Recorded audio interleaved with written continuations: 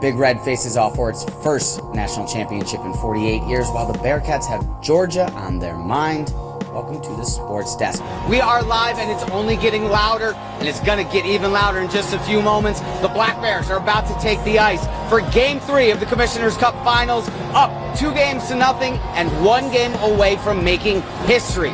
It will be one more year before Bills fans can jump through any flaming table celebrating a Super Bowl, as memories from more than 30 years ago are relived. The Rumble Ponies playing 2 games against the Hartford Yard Goats to start the 2025 season in the 607. Next year, Maine MO is going to be looking to replace 21 seniors for head coach Matt Gallagher, although they are bringing back for his senior year quarterback Preston Ocker. Right now, after 1, Binghamton's down 3 at 17-14 Niskayuna. But remember yesterday as well, Binghamton started off slow before picking up the pace in the second, third quarter to take the semifinal win. The Sports Desk going to be live all day from Vestal. But until then, I'm going to throw it back to you, Jess, reporting from the Bearcat Sports Complex. Zach Grady, 12 Sports, Broome County.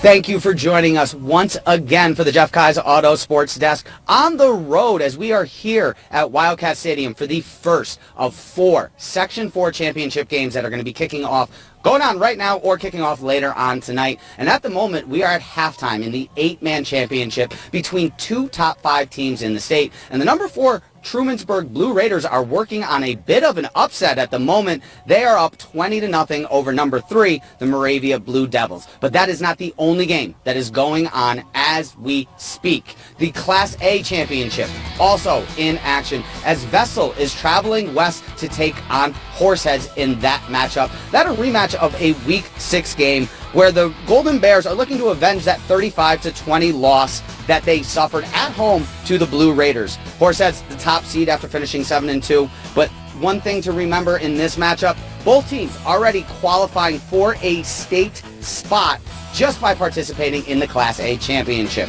Also going on later this evening, that one back here at Johnson City, the Class D championship game, that one between the top 10 ranked teams in New York State. Number 7, Tioga, the Tigers, going for title number 7 here in Section 4.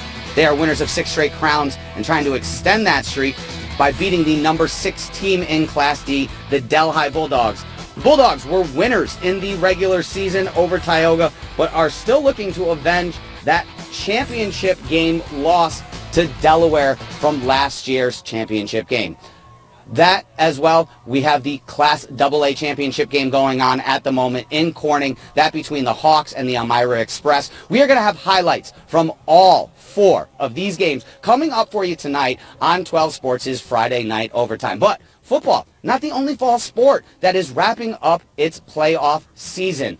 Girls soccer, girls field hockey, and girls volleyball all getting ready for Saturday action in the state tournament. We got a chance to catch up with Vestal as the Golden Bears once again are the sectional champs for girls soccer. They will be taking on Section 2's Columbia Blue Devils. The Bears 13-3-2 at the moment, looking to down Goshen, and actually did down Goshen last week, locking up a spot here in the regional crown. That game is going to be set between Columbia and Vestal for 2:30 p.m. Saturday at TC3. We spoke with head coach Gina Talbot earlier today about that matchup. Everybody's good at this stage, like everybody's here for a reason, so we're just trying to figure out the best way to play them because skill-wise, we're as good as we're going to get, they're as good as they're going to get. So now it's working on what we got to do to beat them.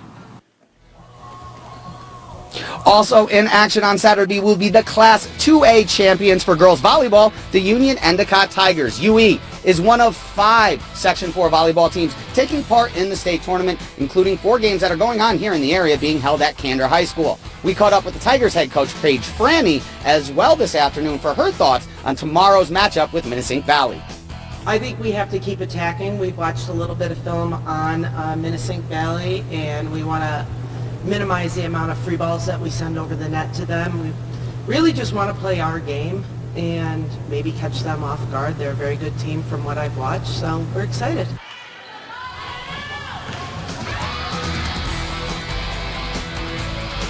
Owego, Windsor, Tioga and Candor also in action tomorrow in girls volleyball. As well, Whitney Point is going to be on the field going for their 4th straight Final Four when it comes to girls field hockey. But that's going to wrap us up for the moment here live from Johnson City. We are going to have highlights of all of these games, so make sure you stay tuned tonight for 12 Sports' Overtime. But until then, I'm going to go ahead and throw that right back on over to you, Kevin and Nicole.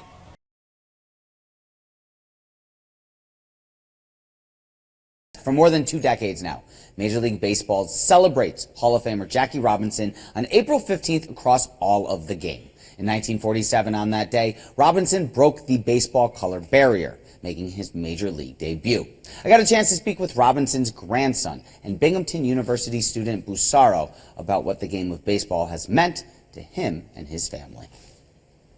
The game of baseball, for me, is a lot more than just a sport. For Busaro Robinson and his family, baseball is much more than just America's pastime. It's provided a pathway for change in America. 77 years ago on this day, Busaro's grandfather, Jackie, broke the color barrier in Major League Baseball. I know that the impact that my grandfather made was something that is substantial beyond words. Jackie Robinson was the first player of black or African descent to play in the majors, debuting for the Dodgers in 1947. Busaro tells 12 Sports, though, baseball was just one part of the person his grandfather was. The game did not define him, but it helped him spread a bigger message than just that of baseball. It was a platform more than anything that allowed him to kind of show his courage and the strength that it took for him to kind of do what it did. His grandfather's message has resonated with Busaro. The Binghamton Junior looks to return home to Tanzania after graduation. He hopes to improve both the way of life in Africa and create greater educational opportunities. I aspire to be half the man that he was, and figuring out kind of how I want to change the world, how I want to impact, how I want to change lives, and just like my grandfather did, has been a thought in my mind for a long time. Busaro's grandfather's legacy has reached well off the field. Robinson served in the military and was a civil rights activist after retirement from the game. Robinson was elected into the Baseball Hall of Fame in 1962, his first time on the ballot. Baseball was a great starting point for his legacy, and it really allowed him to kind of put himself out there, and, having an audience, showing his skill set that he kind of excelled at. And on Sunday, as part of the Rumble Pony celebration of Jackie Robinson, Busaro took the mound at Mirabito Stadium to throw out the first pitch between Binghamton and the Hartford Yard Goats. The team will also hold its Jackie Robinson night later on this season after the event was postponed over the weekend, that due to inclement weather.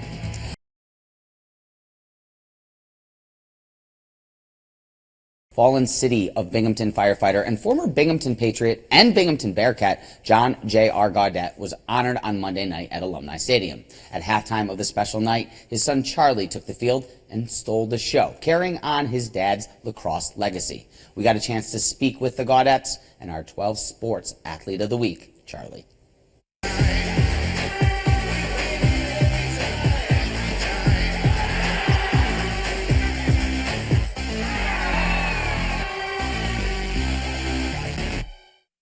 I'm so proud of him, so proud of, I was telling everyone that Charlie has John's beautiful heart. He cares about his teammates. He cares about, John doesn't care about who wins in teams. He cares about each player. Charlie Gaudette has big shoes to fill for the Binghamton Patriots.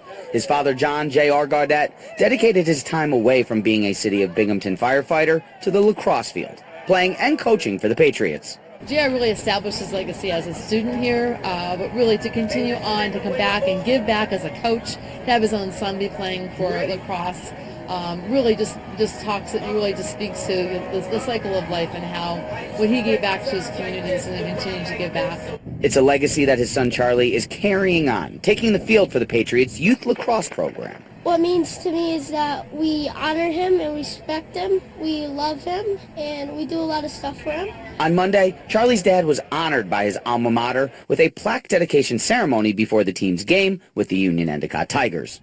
It's honestly one of the best things to see when you're sad, other people support you on what you're doing and what you see in the world, so it's really nice. At halftime, Charlie took the field at Alumni Stadium and found the back of the net, scoring a goal for the Binghamton Patriots. Sure, he would probably be super proud of each team on what they accomplished, and he would be blessed right now to be having this moment right now.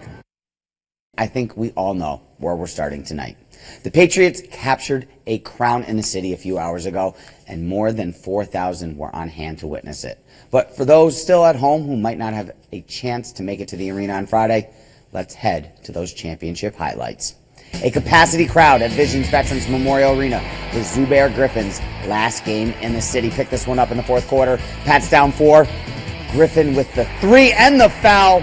Binghamton down just 1. A few minutes later, Derek Abu Jr. on the defensive end, one of his 2 steals in the game. And then Griffin at the other end, he takes it to the hole. He's fouled. He makes both free throws. We're headed to overtime. In overtime, Griffin with 4 fouls, staying aggressive. He gets the steal, finding Yazir Razik for the lay-in.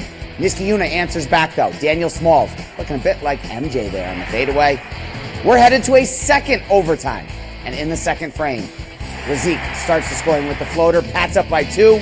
Griffin, the no-look pass to Sean Grimplett. Pats up by 4.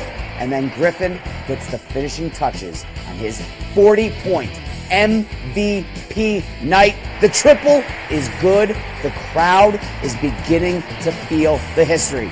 The Binghamton Patriots are celebrating. They are the city's and now the Empire State's champions as well. Coach Paddock after the game on completing the season of destiny.